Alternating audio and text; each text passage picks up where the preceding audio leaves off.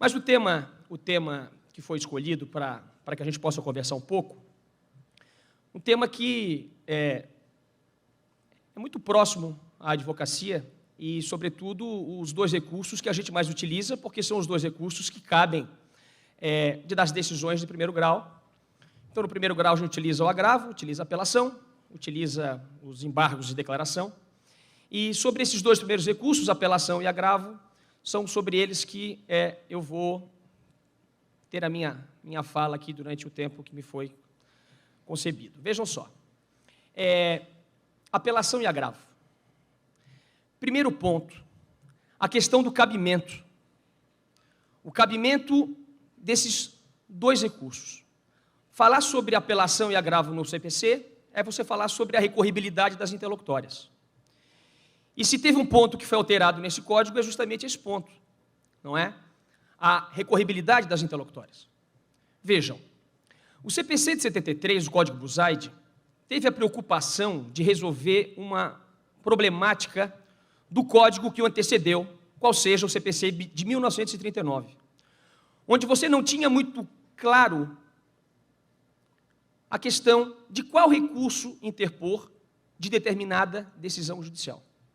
É por esse motivo que o CPC de 39 adotou dois princípios, ou duas regras que depois foram consideradas princípios. A ideia da singularidade, ou seja, você só interpor um recurso contra cada decisão. E depois, a questão da fungibilidade. Como o sistema era confuso, o legislador adotou o princípio da fungibilidade, que dizia assim: se você interpuser o recurso equivocado, o Poder Judiciário deve recebê-lo como correto, desde que a parte não incida em má-fé ou em erro grosseiro. É isso que a gente tinha no CPC de 39. Qual era o outro ponto problemático daquele código? A questão da recorribilidade das interlocutórias. Porque naquele sistema, você tinha um rol taxativo de decisões interlocutórias. As demais decisões eram irrecorríveis. E, de alguma maneira, o CPC de 2015, nesse ponto, ele se aproxima muito do CPC de 39. Então, o ministro Alfredo Buzaide, ao montar o sistema de recursos de 73, que de certa forma se reflete no CPC de 2015 também, com várias alterações, e a gente vai falar sobre elas um pouco, quais foram os dois problemas que ele se propôs a resolver? Primeiro, se você tem decisões das quais não cabe recurso, e a advocacia está utilizando o mandado de segurança de uma maneira sui generis para impugnar a decisão judicial, o que foi adotado no CPC de 73? O Código Buzaide simplesmente adotou a ampla recorribilidade das interlocutórias. E com isso, de alguma forma, o mandado de segurança foi aposentado. Não foi totalmente aposentado porque o regime do agravo do instrumento originário do CPC de 73 não é o regime que boa parte das pessoas que estou vendo aqui, e pelas feições, muitos mais jovens do que eu, inclusive, aprendemos. Em 95, há uma alteração nesse regime, de maneira que o agravo que até então era interposto no primeiro grau de jurisdição, instrumento formado pelo cartório, e depois de apresentadas as contrarrazões, os autos eram remetidos, então, ao tribunal, o que demorava muito, sem a possibilidade de efeito suspensivo, ressalte-se, fez com que o mandado de segurança continuasse vivo, porque a parte interpunha o agravo de instrumento no primeiro grau, para evitar a preclusão, e impetrava mandado de segurança diretamente no tribunal, para que fosse concedido, então, eventual efeito suspensivo ou não. Pois bem, no auge das reformas de 95, e aí estou falando da liderança de dois ministros do STJ, ministro Salvo de Figueiredo Teixeira e ministro Atos Guzmão Carneiro. O que eles fizeram? Pegaram esse regime do mandado de segurança impetrado diretamente no tribunal e o transformaram, não é, no nosso regime de agravo do instrumento. Hoje o agravo é um recurso anômalo em relação a isso, porque ele é o único recurso interposto diretamente no órgão adquem, diretamente no juízo que vai julgar o recurso. Todos os demais recursos você impetra, ou você interpõe, perdão, perante o juízo ACO, perante o juízo que proferiu a decisão impugnada, mas que não é o magistrado que vai julgar, por exemplo, o recurso de apelação. Nós interpusemos recurso de apelação aqui em Chapecó, mas quem vai julgar é o TJ de Santa Catarina. Vejam, Esse problema, então, só foi resolvido em 95. A outra questão, em relação ao CPC de 39, era a complexidade da questão da correspondência. Ou seja, a advocacia, os operadores do direito, simplesmente não sabiam qual recurso interpor. Pois bem, o que o Buzaide criou? Eu excluo o princípio da singularidade, eu não vou mais ter necessidade da fungibilidade, porque eu vou adotar um princípio que é a base do nosso sistema, agora mitigado um pouco pelo CPC 2015, princípio da correspondência. O princípio da correspondência nada mais é do que você ter de sentença cabe apelação, de decisão interlocutória cabe agravo. Naquele código nós tínhamos duas modalidades ainda, agravo do instrumento e agravo retido. Não há mais agravo retido. Foi um dos recursos que foram retirados do CPC 2015. Então o Buzaide resolveu esse sistema. E assim funcionou. A gente sabe que durante os 40 anos de vigência do CPC de 73, o princípio da fungibilidade, não obstante estar fora do código, ele continuou sendo aplicado. Por quê? Porque ainda algumas dúvidas pairavam na jurisprudência e na doutrina, de maneira que a fungibilidade, não estando no código, mas estava no sistema, porque a jurisprudência assim o fazia. Chegamos ao CPC 2015. Uma das propostas da comissão desde o início foi diminuir o número de recursos. E sabemos que dos 12 recursos que nós tínhamos no código revogado, nós retiramos 3, quais sejam o agravo retido, e é sobre isso que a gente está falando, o agravo regimental e os embargos infringentes, de maneira que hoje nós temos 9 recursos elencados lá no artigo 994 do Código vigente. Pois bem, em relação à apelação e agravo e as interlocutórias agora, como ficou? O Código continua apostando na correspondência, mitigada. Por quê? Porque a regra do novo CPC se aproxima ao Código de 39, na medida em que agora decisões interlocutórias não são recorríveis, em regra, imediatamente. O Código traz um rol de decisões agraváveis, mas a regra geral está revelada no parágrafo 1º do artigo 2009, que vai dizer que as interlocutórias das quais não cabe agravo do instrumento, ou seja, que não seja uma das 14 hipóteses de agravo que o Código nos traz, a regra geral é que você só pode recorrer ou impugnar dessa decisão no momento da apelação, em sede de preliminar, ou nas contrarrazões. Vejam que o novo Código não acaba com a preclusão. Existem alguns autores dizendo o CPC 2015 acabou com a preclusão. Não, não acabou com a preclusão. Vejam que o Código tanto não acabou com a preclusão, que você tem agora a questão da estabilização da tutela, que é um instituto diferente. Não é coisa julgada, não é preclusão máxima, é uma coisinha julgada ou coisa julgadinha. Porque tem bico de pato, pé de pato, faz quaquá, mas não é pato. O Código diz, não faz coisa julgada. Mas vejam, se você não recorre, não interpõe agravo dessa antecipação de tutela, a questão acabou. E todas as decisões que estão no rol do artigo 1015, as 14, se você não recorre, a questão preclui, de maneira que a preclusão não acabou. Mas a regra geral é, proferida a decisão interlocutória, não está no rol, o que faz a parte? Nada. Nada. No Código passado, você tinha o agravo retido. Prazo de 10 dias, se interpunha o agravo retido. Como o próprio nome diz, o agravo retido ficava retido. A parte contrária era intimada para contrarrazoar esse agravo retido. E o juiz podia se retratar ou não. O que o advogado ou a advogada tinha que fazer na sequência? Uma vez interposta a apelação lá na frente, se a parte fosse sucumbente, ela tinha que retratar o agravo retido no corpo da apelação. De maneira que aquele, vamos dizer assim, aquele instrumento da apelação, na verdade, tinha 2 recursos ali. A apelação atacando a sentença e um agravo retido em preliminar, atacando a decisão interlocutória lá de trás. O novo CPC não tem mais agravo retido, então não há o que fazer. Não há o que fazer. Se não estiver no rol, não há o que fazer. Existe hoje uma grande discussão doutrinária e jurisprudencial, que inclusive já foi afetada pelo STJ, discutindo se o rol do artigo 1015 é taxativo ou não. Eu vou deixar aqui consignada a minha opinião. O rol é taxativo.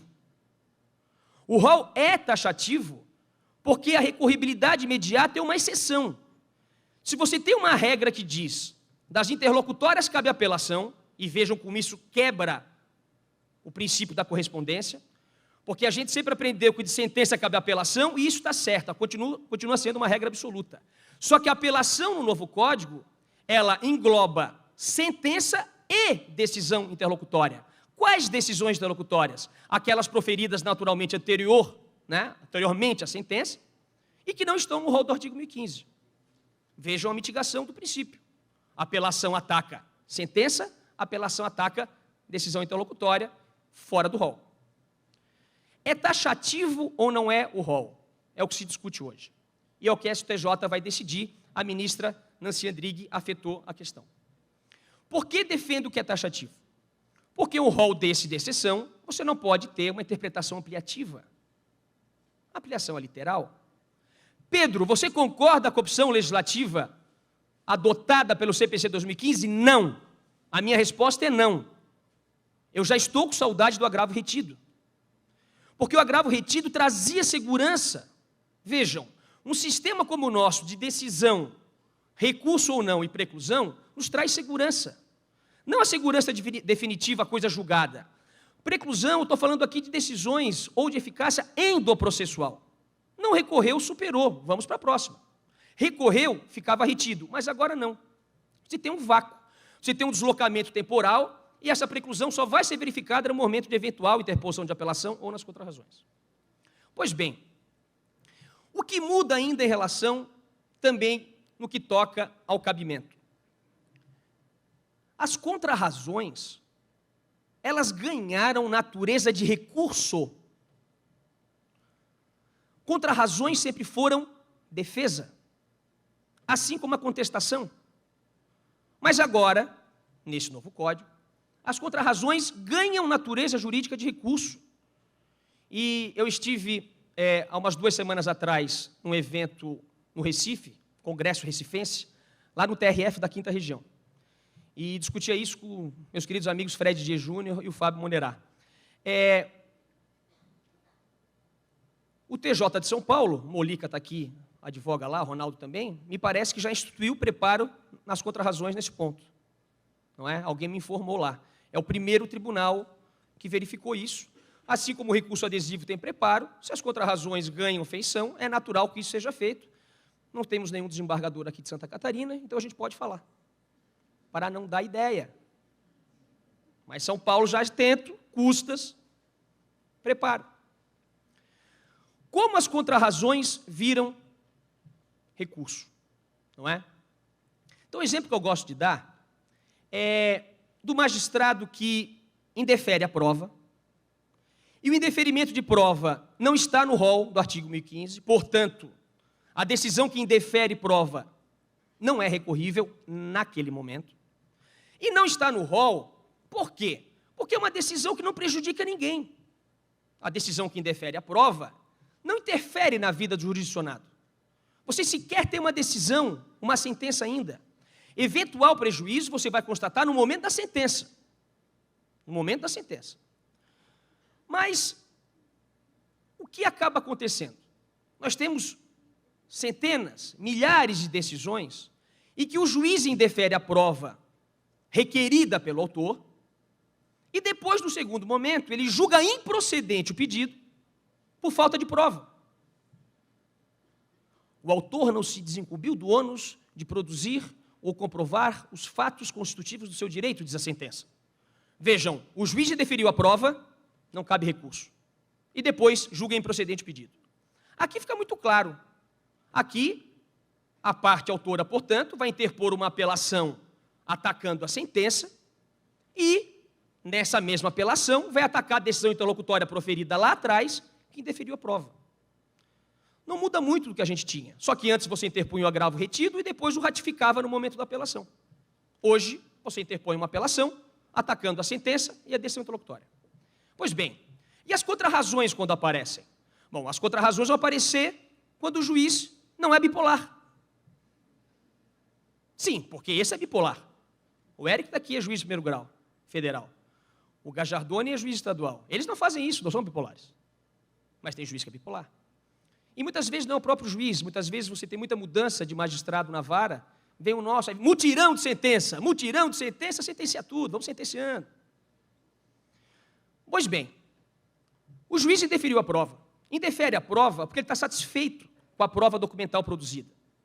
E, na sequência, o processo vai concluído para a sentença e o juiz sentencia. Sentencia favoravelmente ao autor. O autor pediu 100 mil, o juiz proferiu sentença de 100 mil. Mas a prova produzida ou requerida pelo autor testemunhal, por exemplo, foi indeferida por ele. A primeira pergunta que se faz é: sentença 100% favorável ao autor, decisão lá atrás que indeferiu a prova. Pode o autor agora apelar da decisão que indeferiu a prova? A resposta é não. O que lhe falta? Interesse recursal. Vejam, se passar o prazo de 15 dias para a interposição da apelação, o processo transita em julgado, coisa julgada material ao meu favor. Então eu não tenho interesse recursal nenhum de discutir aquela decisão interlocutória que simplesmente não existe mais diante de uma sentença que me deu tudo aquilo que pedi, não sou sucumbente, não posso recorrer. Mas o que vai acontecer? Quem vai recorrer é o réu. É o réu quem recorre, porque o réu foi condenado a me pagar 100 mil.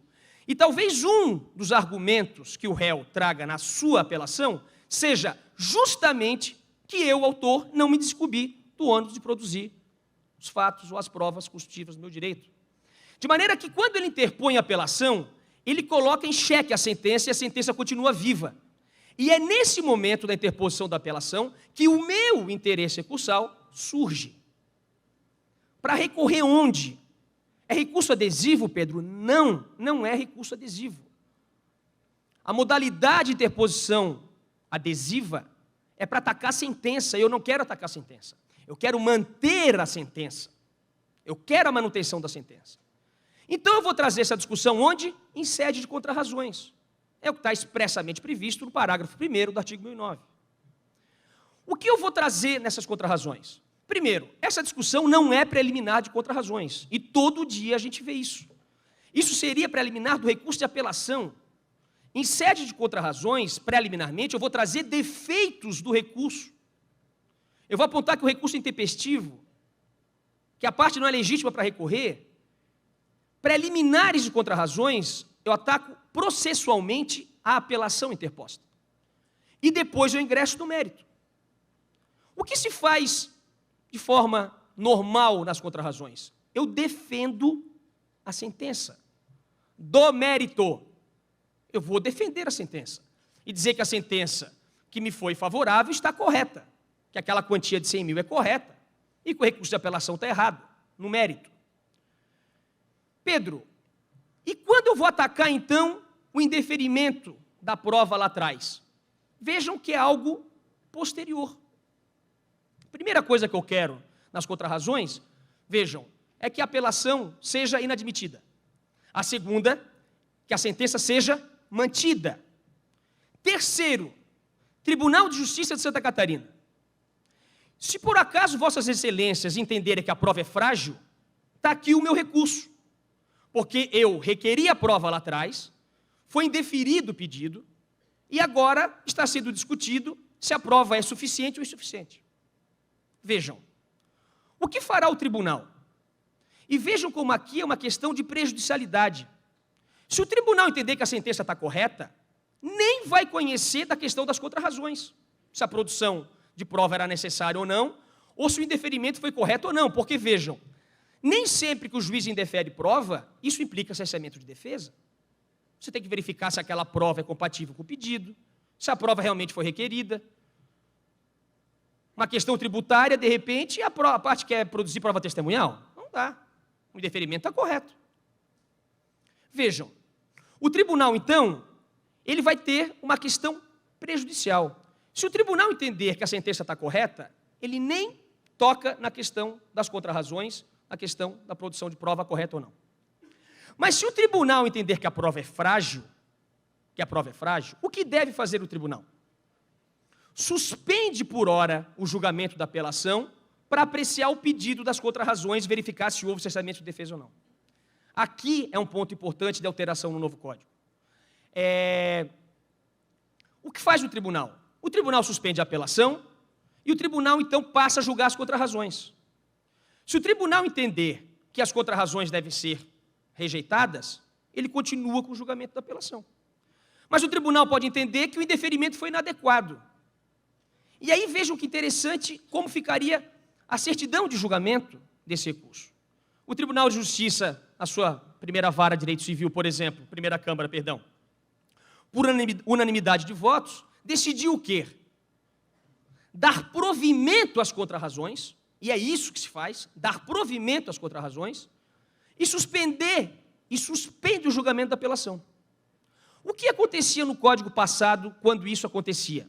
Vejam que no Código passado, isso se dava com o provimento do agravo retido e a prejudicialidade do recurso de apelação. No Código passado, tudo era anulado.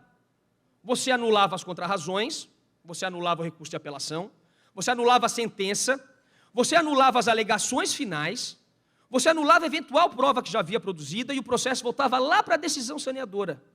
Porque era essa decisão saneadora de deferimento de prova que tinha sido reformada. Você perdia todos esses atos.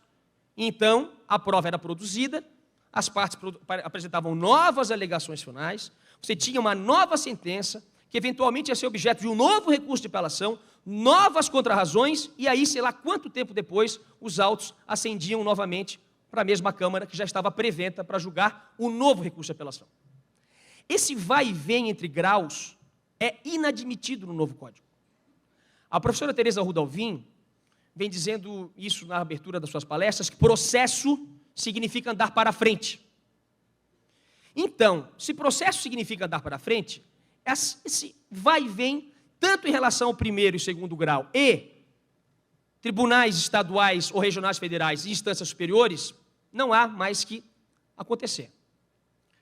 A ideia é você ter o maior, ou retirar, ou extrair o maior aproveitamento possível no julgamento de um recurso. O que faz o tribunal, e essa é a regra do artigo 938, parágrafo 3º.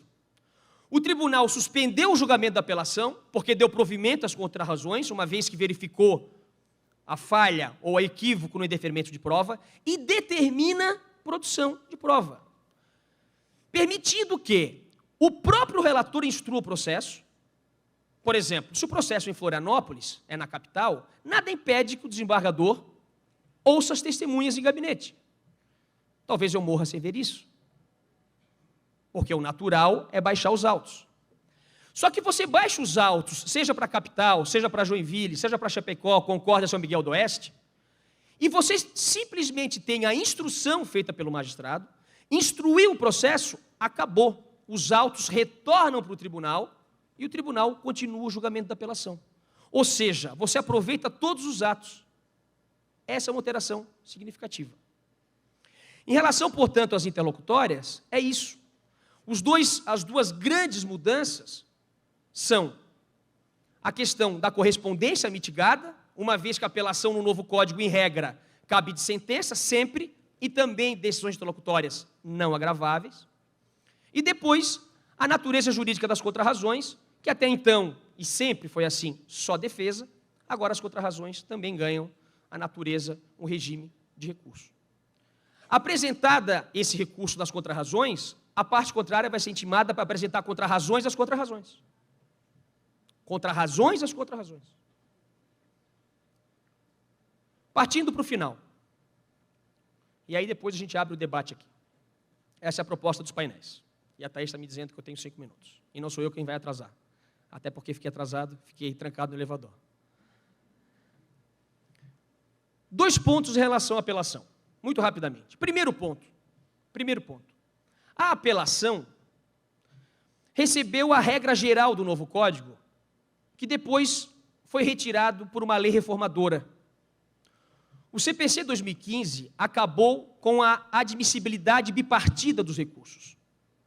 Vejam, eu dizia, nós interpusemos o recurso no primeiro grau, é o magistrado do primeiro grau quem recebe o recurso, quem intima a parte contrária para apresentar contrarrazões, e até 2015, ou até 2016, quando o Código entrou em vigor, ele fazia admissibilidade do recurso. De maneira que ele podia admitir ou inadmitir o recurso. E uma vez inadmitido, cabia agravo de instrumento. Admitido, os autos subiam para o respectivo tribunal.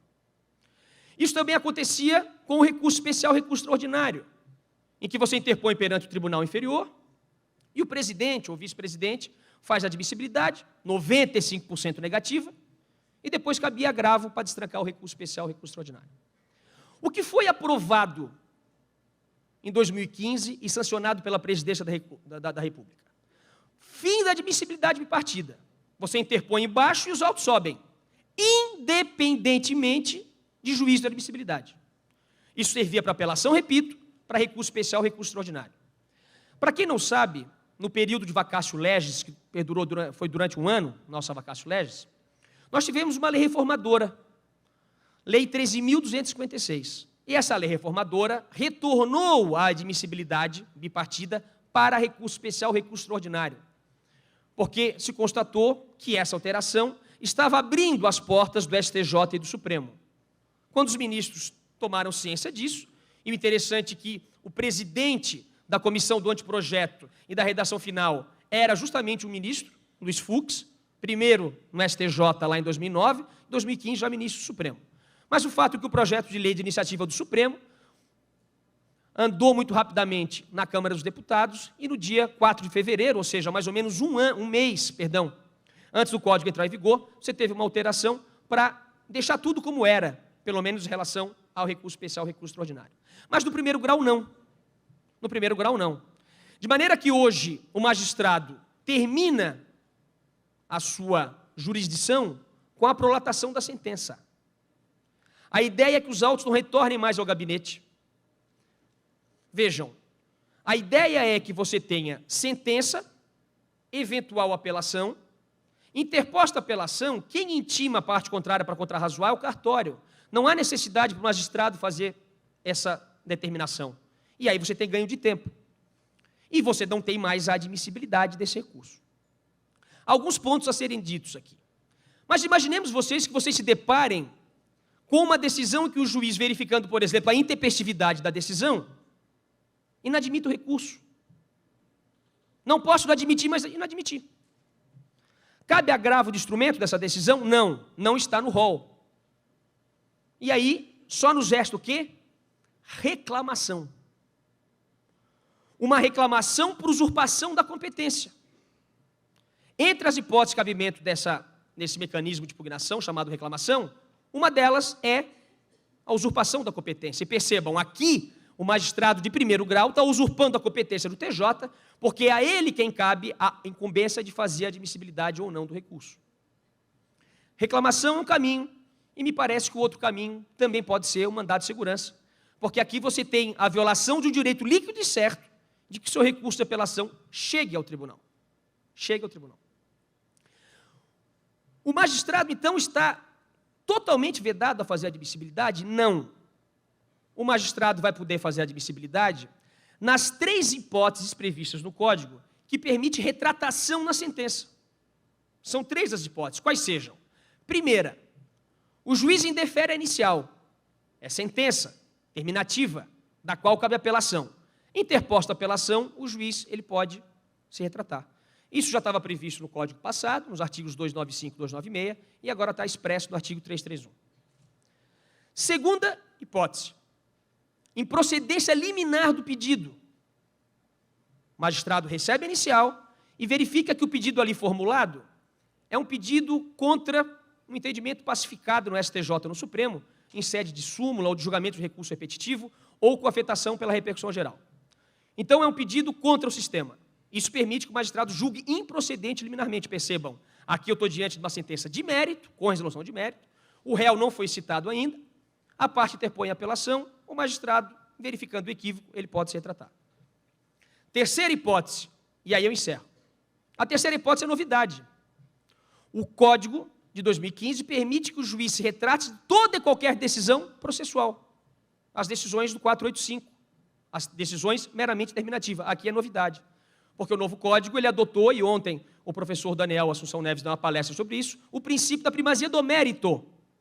O magistrado verificando, então, o equívoco, na legitimidade, por exemplo, ele pode se retratar. Bom, ele pode se retratar sempre? Me parece que não. Porque, para se retratar, o magistrado tem que verificar se o recurso de apelação preenche os requisitos. Imaginem vocês que a parte interpôs o recurso no 16º dia. Transitou? O juiz pode se retratar? Não. Pode inadmitir a apelação? Não. Também não pode inadmitir a apelação. O que deve fazer o magistrado, a meu ver? não se retrata, mas tem que mandar o processo ao respectivo tribunal. Esse ponto é um ponto importante alterado em relação à apelação. Em relação ao agravo, um ponto, e aí eu finalizo. Um dos grandes problemas que a gente sempre teve em relação ao agravo do instrumento foi a formação do instrumento. É verdade que isso hoje está muito esvaziado aí por conta do processo digital. Mas no código passado, nós tínhamos lá as peças obrigatórias, e entre essas peças obrigatórias estavam, por exemplo, a procuração das partes. Vejam, imaginem vocês um processo em que a parte ajuiza a ação, requer uma medida liminar inaudita altera a parte, o juiz indefere esse pedido, inadmite o pedido, de maneira que o réu sequer foi citado, e aí a parte interpunha o recurso de agravo do instrumento, com cópia integral dos autos. Cópia integral dos autos. Certidão de intimação, tudo bonitinho. Boa parte da jurisprudência brasileira inadmitia esse agravo do instrumento por falta de peça obrigatória. Sabem qual? A procuração do réu. Procuração do réu. Mas o réu não foi citado, não tem advogado. Havia necessidade de uma certidão. Certidão esquizofrênica essa, não é? Com todo respeito a quem tem essa doença grave. Por quê? Porque a certidão era assim: certifique para os devidos fins que o réu que não foi citado não tem advogado, não tem procuração nos autos. Essa era a certidão. E para conseguir essa certidão, o cartório não queria dar. Não há necessidade, doutor. Tem uma portaria do magistrado aqui dizendo que não precisa. Mas a jurisprudência exige. Não, mas já tem julgados que não exigem. Pois é, mas somos advogados, a gente sabe que existe uma lei maior, que é a lei de Murphy. E se um dos 96 desembargadores de Santa Catarina exigir essa certidão, eu quero essa certidão, porque meu processo pode cair com ele. Bom, o novo código adota a boa-fé. Só que a boa-fé, a gente aprendeu a vida inteira que a boa-fé se presume. Mas na relação entre magistratura e advocacia, não. O que se presumiu a vida inteira foi má-fé. Sempre foi. Porque essa decisão, essa jurisprudência defensiva, revela isso. O que o novo código permite? O novo código permite que o advogado, vejam, cooperação, Ronaldinho aqui deu um show, que o advogado, ele certifique, no agravo de instrumento, que aquela certidão, ou aquela peça obrigatória, procuração do réu, que não está nos autos, não existe. Então vejam, em vez de a gente ter uma certidão do cartório, nós temos uma certidão de próprio punho do magistrado, do advogado, pode ser na peça do agravo do instrumento, pode ser em peça apartada. Com isso, eu encerro.